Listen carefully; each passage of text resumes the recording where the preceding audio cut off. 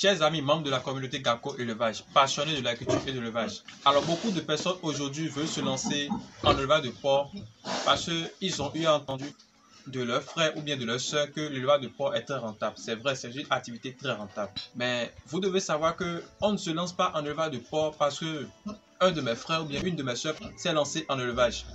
Il faut d'abord avoir la passion pour l'activité en question avant de se lancer. Secondo, vous devez savoir aussi que il faut se faire former avant de se lancer en élevage de porc. Alors, il faut aussi savoir que lorsqu'on se lance en élevage de porc, il est bien d'avoir dans sa tête qu'on a un objectif de production à atteindre. Parce que beaucoup de personnes se lancent sans avoir dans la tête un objectif de production à atteindre. Alors, dans cette vidéo, je vais vous parler de 3 objectifs de production que vous devez avoir en tête. Et le choix revient à vous de savoir dans quel objectif se fixer pour atteindre la rentabilité dans votre projet d'élevage de porc. Alors c'est tout de suite et c'est dans cette vidéo. Si vous êtes nouveau sur notre chaîne, la communauté Gako Élevage, si vous aimez l'agro-business, l'investissement agricole, l'élevage des porcs, l'élevage des lapins, l'élevage des poulets Goliath, n'hésitez pas dans un premier temps à liker cette vidéo, abonnez-vous, activez la cloche de notification pour ne plus jamais et au grand jamais louper de pareils contenus et partagez la vidéo sur tous les réseaux sociaux pour faire grossir cette magnifique communauté de passionnés d'agriculture et d'élevage. Et on commence. L'agro-business, si chic, si classe, si boom.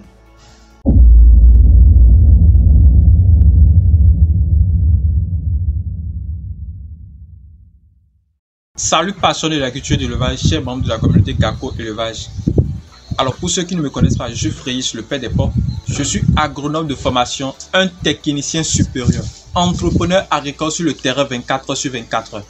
Alors sur ma chaîne, je parle surtout d'élevage des porcs parce que vous êtes convaincus aujourd'hui que la viande de porc est la viande la plus consommée partout dans le monde entier aujourd'hui. Et toujours en Afrique, nous faisons l'importation de la viande porcine dans chacun de nos pays aujourd'hui.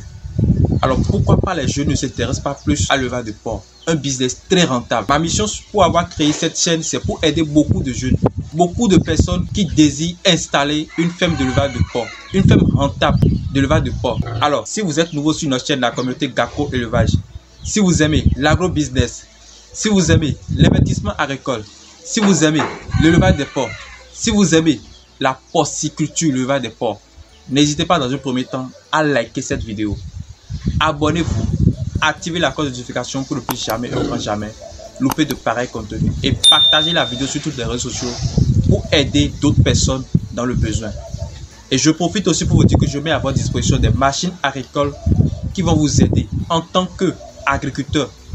Des machines qui vont vous permettre de travailler plus facilement et d'augmenter votre productivité, de travailler de façon précise et de gagner du temps. Alors dans cette vidéo, je vais vous parler de 3 objectifs de production que vous devez avoir dans la tête pour atteindre la rentabilité dans votre projet d'élevage de porc. Alors la première,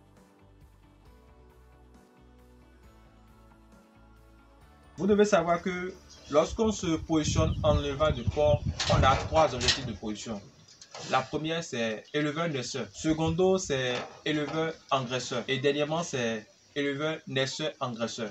Donc nous avons 3 types d'éleveurs de porc. Je vous explique. Éleveur naisseur. Vous devez comprendre que cet éleveur de porc a pour objectif de produire des porcelets qu'il aura à vendre. Donc lui, son objectif, c'est d'avoir des trucs. Quand on parle de trucs, c'est la femelle reproductrice qui va vous donner des porcelets. Donc il aura fait l'accouplement, peut-être l'accouplement artificiel ou bien l'accouplement naturel. Juste après l'accouplement, la femelle sera gestante et une fois gestante, après 3 mois, 3 semaines, 3 jours, la femelle va mettre bas, c'est-à-dire elle va accoucher. Juste après l'accouchement, l'éleveur aura des porcelets. Donc, il va se mettre à gérer, à faire la gestion des porcelets. Ça peut s'étendre sur 28 jours ou bien au plus grand tard sur 35 jours, voire 45 jours. Et juste après cette période, il aura à sevrer les porcelets. Juste après le sevrage, il va vendre ses porcelets. Et puis, il recommence encore son activité. Donc, son objectif, c'est seulement produire des porcelets. On a dans sa tête qu'on veut vendre des porcelets. La marge bénéficiaire aussi, c'est assez grande. Le prix des porcelets au sevrage, c'est cher. Tout ceci aussi dépend de la race. Ça dépend de la race. Donc, un porcelet au sevrage peut être vendu à minimum 35 000 francs. Ça dépend de la race. Imaginez déjà le nombre de trucs, le nombre de porcelets que vous aurez à la naissance. Minimum 10 à 15 porcelets à la naissance par truc. La mise bas, c'est 3 mois, 3 semaines, 3 jours. Ce qui voudra dire qu'il peut y avoir minimum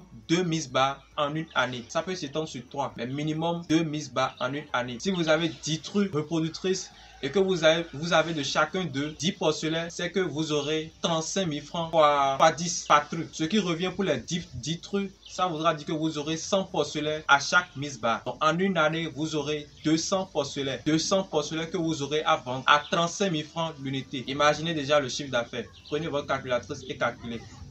Si vous avez 30 trucs reproductrices, si vous avez 40 trucs reproductrices, vous voyez déjà que c'est très rentable cette activité.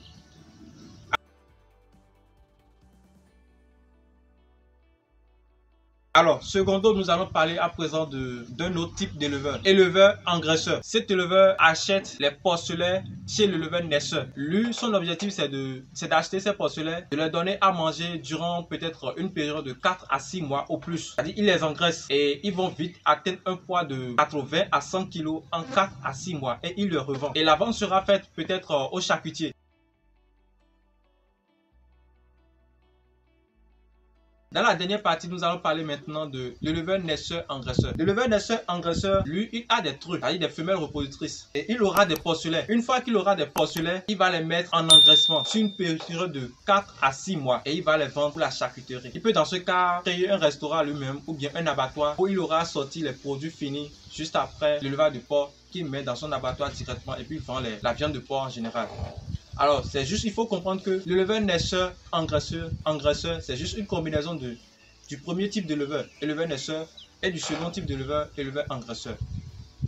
Alors, vous devez savoir que lorsque vous vous lancez en élevage de porc, vous devez avoir dans votre tête un objectif de production. Soit vous êtes éleveur naisseur, soit vous êtes éleveur engraisseur, soit vous êtes éleveur naisseur engraisseur. Parce que sans ça, vous serez là à être en train de produire pour produire simplement. Et quand c'est comme ça, l'activité ne marche pas. Fixez-vous un objectif dans la tête que vous devez atteindre. On dit souvent que la charité bien ordonnée commence par soi-même. Alors, je ne vous fais pas un choix, mais je vous recommande de vous positionner, sinon d'avoir dans la tête comme objectif de position éleveur, naisseur, engraisseur. Moi, je me positionne en tant que éleveur, naisseur, engraisseur. C'est mon objectif. Produire des porcelets, les engraisser et les vendre. Vous pouvez aussi aller plus de l'avant, rentrer dans la transformation. Parce que lorsque vous produisez et puis vous rentrez dans la transformation, l'activité est plus rentable pour vous. Voici à la vidéo. Mettez dans les commentaires, si vous êtes déjà éleveur de porc, dans quel objectif de position vous êtes fixé. Laissez ça dans les commentaires. Si vous n'êtes pas encore éleveur de porc et vous désirez vous lancer dans l'élevage de porc, pensez faire quel choix entre ces objectifs de position qu'on vient de citer. Alors, si vous aimez l'élevage de porc, si vous aimez l'agro-business, si vous aimez cette vidéo, si vous avez appris quelque chose de cette vidéo, n'hésitez pas dans un premier temps à liker cette vidéo. Abonnez-vous, activez la cloche de notification pour ne plus jamais et au grand jamais louper de pareils contenus et partagez la vidéo sur tous les réseaux sociaux pour faire grossir cette magnifique communauté de passionnés d'agriculture et d'élevage.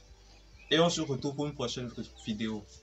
L'agro-business, si chic, si classe, si bon.